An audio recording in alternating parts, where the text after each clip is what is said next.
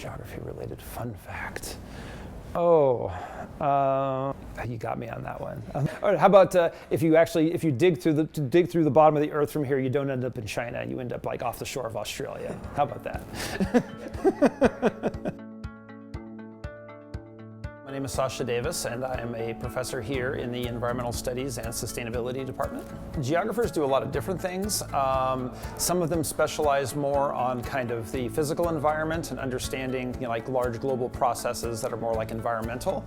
And some of them focus a little more on what they call human geography, which is sort of how life is different in different parts of the world, culturally, socially, that sort of thing. Traditionally, what I have done as a geographer is a little bit in between those two, like how those two interact with each other to understand like global environmental problems. Geography in some respects was sort of a vehicle for me to just try and learn more about the world in general.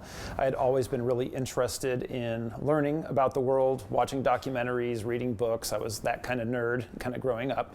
Always wanted to travel, and got to be an exchange student like between high school and college, went to Russia for a summer. When I got into college, I ended up a geography major like many people because like the requirements fit. I didn't have to take calculus like I would have if I had stayed with like a biology major or environmental science major, and things like that kind of also affected my path, but it turned out it was a good way to learn the things that I wanted to learn about with the world. For my PhD, I did my dissertation research in the Marshall Islands on nuclear testing, or areas that were trying to kind of redevelop and do restoration from nuclear testing era. I started looking at other cases, looking at bombing ranges in Puerto Rico, and then really started looking at a lot of military bases in places like Guam and Okinawa, and then later, after the Fukushima disaster, started doing research there. I think mostly probably by around like sophomore year of college that I kind of became clear that that was a career path I was interested in, potentially being a professor, but when you're a sophomore, it's hard to think of having to go to school for as long as you're going to have to go to school to be a professor. So I kind of took it one step at a time, and I really enjoyed going to school and going to graduate school, and so the longer I kept doing it, the more I realized I just enjoyed it and kept going, and then that's what kind of led to the career in academics.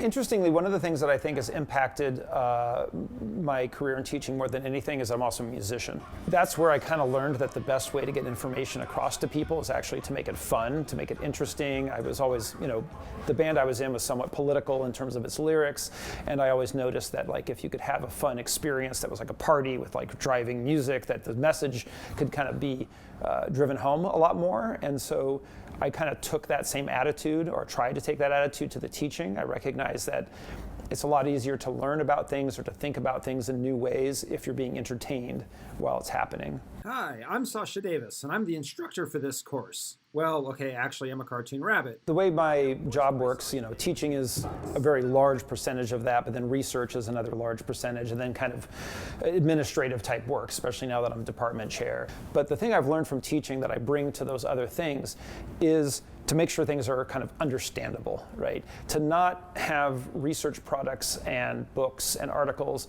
that are so theoretical or so kind of jargon filled and kind of up here that like a general audience can't understand them. And I think by teaching, I'm constantly thinking about ideas from my research or the activism that I do, and trying to see just how people, that are college students, how they understand that and what works best for increasing understanding. My major projects right now is I'm starting one where I'm looking at local organizations here in New England that are kind of setting up a network of kind of farms that are also models for like sustainable living, and that's something I'm really interested in. I'm also working on sea level rise projects both on the coast of New Hampshire and in the Marshall Islands. And so, for instance, I have a group of students, 5 students right now, who we just bought plane tickets a couple days ago. We're going to the Marshall Islands in May. And then I also have a new book manuscript that is currently in the revision stages with a press, and so I'm continuing to kind of work on that. Some of my older research projects too, I've done with student collaborators, and we've published together some articles. It's a nice way to get students to have some research experience, like hands-on, and also on the flip side, having people to kind of help me with my research process, as well as somebody who understands it kind of in a sense as well as I do by also being there, going to the field, talking to the same people, so that we can kind of discuss and bounce ideas off each other, is better than just going there by myself and kind of staying in my head in a sense around the research. So I see it as really helping both ways. The kind of intrinsic value of looking at geography is that people get a better understanding of the world and how it works as sort of a holistic whole, right? I think there's a lot of disciplines and classes you can take here on campus that will give you a piece of that puzzle. I mean, you learn about the world by learning about psychology and by learning about chemistry and about learning about, women and gender studies, and you can take any of the disciplines. But one of the things geography always tried to do was take those different perspectives and put them all together in a place and understand how they affect each other. How does the natural environment affect society and vice versa? And I think that's a really important kind of integrated skill, not just for kind of students to have in general, but to understand the complex problems in the world, because most of them are really multifaceted and you have to sometimes approach them from different angles.